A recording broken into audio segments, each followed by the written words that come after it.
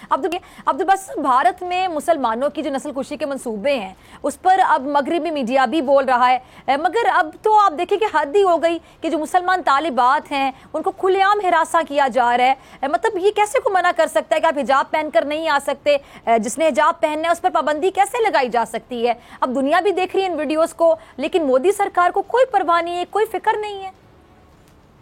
देखिए, बिस्मिल्लाहिर्रहमानिर्रहीम, बहुत शुक्रिया।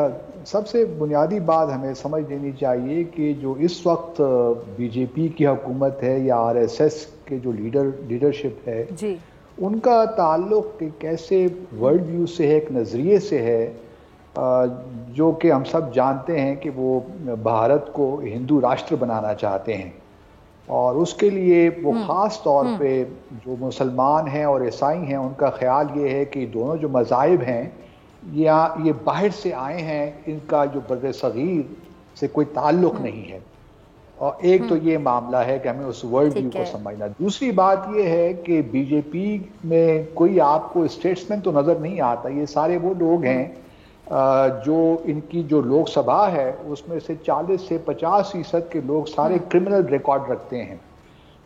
तो ये बात भी मद्देनजर रहे। तो सारी जो बीजेपी की पॉलिटिक्स है वो इलेक्ट्रल पॉलिटिक्स है, उन्होंने इलेक्शन जीतना है। और अभी आप जानती हैं कि अगले माह उत्तर प्रदेश में, इस माह उत्तर प्रदेश में इंतखाबात हो रहे हैं और भी बहुत सी रियासतों में इंतखाबात हो रहे हैं। तो उनको 31 से 36% हिंदू वोट चाहिए। तो वो मुसलमानों को हरासा करके इस किस्म की कार्रवाइयाँ करके वो हिंदू वोट लेना चाहते हैं, जो कि उनकी पॉलिटिक्स का बुनियादी मामला है। और पिछले 2014 में भी उन्होंने यही किया कि तो पाकिस्तान बैशिंग करेंगे, कश्मीरियों के खिलाफ बात करेंगे या मुसलमानों के खिलाफ बात करेंगे। तीन चीज़ें हैं, तीन प्लैंक्स हैं बीजेपी और आरएसएस के, जिनकी वजह से उनको वोट मिल जाता है। तो ये बातें तो लेकिन इसका इनको अंदाज़ा नहीं है कि इसके लॉन्ग टर्म कितने नुकसानात हैं भारत को खुद। क्योंकि ज़रूरी तो नहीं है ना कि बीजेपी ता क़यामत तक ये भारत पे रूल करेगी, लेकिन जो अंदर से कमज़ोरी हो रही है वो बहुत ख़तरनाक है भारत के लिए। पाकिस्तान के मामले में मैं ये कहना चाहता हूँ कि पाकिस्तान और भारत का एक नेहरू लियाकत पैक्ट है 8 अप्रैल 1950 का। उसके तहत पाकिस्तान कहीं पे लाजिम है, फ़र्ज़ है कि वो जो माइनॉरिटीज़ और ख़ास तौर पर मुसलमानों की जो माइनॉरिटी है उसके बारे में अपनी आवाज़ उठा सकता है। ये उस एग्रीमेंट में है बाकायदा। तो पाकिस्तान को भारत ये आवाज़ उठानी चाहिए कि मुसलमानों के खिलाफ जो इस वक्त वहाँ पे एक जेनोसाइड वाली सूरत हाल बनी है, उनके जो फंडामेंटल राइट्स हैं वो उनको नहीं मिल पा रहे। तो ये एक हमारे लिए कंसर्न की बात तो है। जी,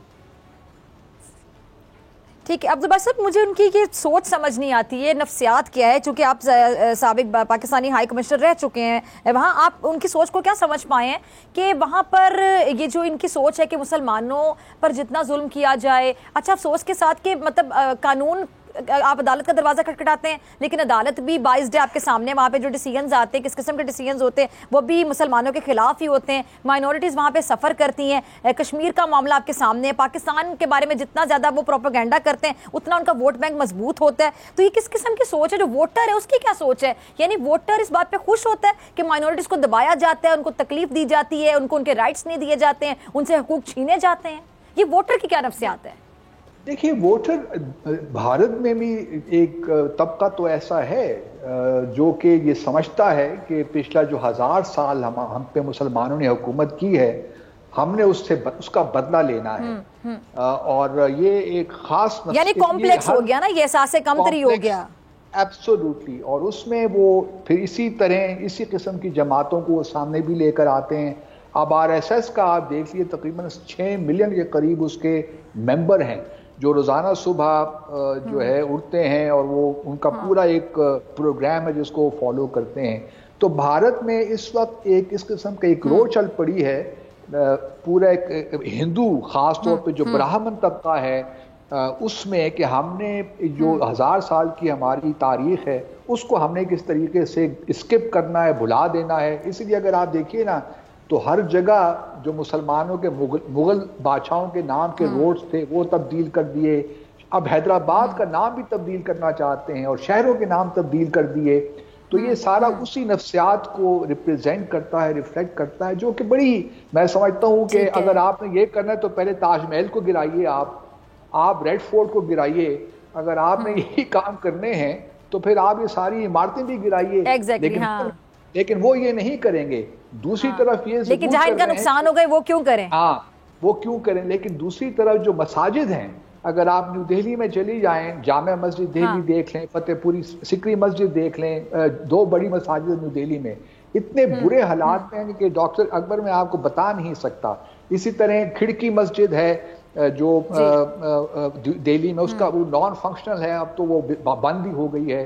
तो इस मसाजिद पे जोर नहीं है, लेकिन ताजमहल और इस तरह जो है जो टूरिज्म जो की अट्रैक्शन है, टूरिस्ट अट्रैक्शन, जोर उन पे है कि वो बस बरकरार है। लेकिन मुसलमानों के खिलाफ जो एक उनकी नफरत है बिल्कुल सामने आ रही है। ठीक।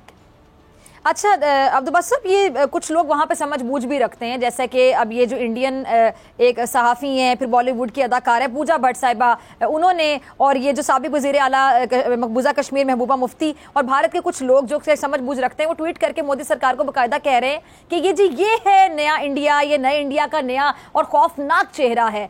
तो नरेंद्र मोदी की सोच को डिसलाइक करने वाले, नापसंद करने वाले लोग भी वहां पर मौजूद हैं, लेकिन नरेंद्र मोदी शायद इलेक्शन जीतने के लिए भी सिर्फ आरएसएस की खुशी को देख रहा है। डेफिनेटली देखिए, Narendra Modi he is nothing. असल चीज आरएसएस है, और जब तक आरएसएस चाहेगी, बिल्कुल ये नरेंद्र मोदी उनके कठपुतली कह लें। एब्सोल्युटली, इसमें तो किसी को शक ही नहीं होना चाहिए कि नरेंद्र मोदी कोई अपने तौर पे कोई बहुत बड़े स्टेट्समैन आ गए हैं। तो लेकिन जिस तरह आपने फरमाया, सिविल सोसाइटी में यकीनन कुछ ऐसे लोग हैं जो जनरली समझते हैं कि बीजेपी और आरएसएस के होते भारत अपनी जो सेक्युलर फाउंडेशन है उससे दूर होता जा रहा है, जो उनके कॉन्स्टिट्यूशन में भी है। लेकिन उनकी तादाद, मतलब जो लोग एक्सप्रेस करते हैं, वो बहुत थोड़ी सी है। तो इस वजह से भारत का एक पूरा कल्चर जो है बदकिस्मती के साथ तब्दील हो रहा है, जो इस खित्ते के लिए अच्छा नहीं है। क्योंकि नेपाल साथ देखें, वो उनके खिलाफ भी मामला गड़बड़ हो रहे हैं, उन्होंने उनकी टेरिटरी पे कब्जा कर लिया। इस तरह चीन के मामला खराब हो रहे हैं। हमारे साथ तो पहले ही जम्मू और कश्मीर के हालात खराब थे। तो जो एक सोच है, फंडामेंटलिस्ट सोच, एक्सट्रीमिस्ट सोच, ये सिर्फ भारत के लिए तो खतरा है ही है अंदरूनी एतबार से। लेकिन उनकी अगर आप फॉरेन पॉलिसी भी देखें तो उसमें भी एक एक्सट्रीमिस्ट, खास तौर पे जो उनके नेबर है वहां आपको नजर आती है। एक जो फ्लेक्सिबिलिटी होनी चाहिए डिप्लोमेसी में, वो आपको नजर नहीं आती। इसलिए मसाइल उनके लिए रीजन में खास तौर पे खराब हो रहे हैं। और तो हम ये देख रहे हैं, मिसाल सार्क समिट भी नहीं हो पा रही इसी वजह से। तो एक जो कॉम्प्लेक्स जो आपने कहा ना, ये एक इंफीरियरिटी कॉम्प्लेक्स है, वो बदकिस्मती के साथ इन हिंदू नेशनलिस्ट में मौजूद है। अब ये किस तरह जाएगा, it will take generations, it will go either way, one doesn't really know. Subscribe करें और बेल दबाएं ताकि कोई खबर रह न जाए।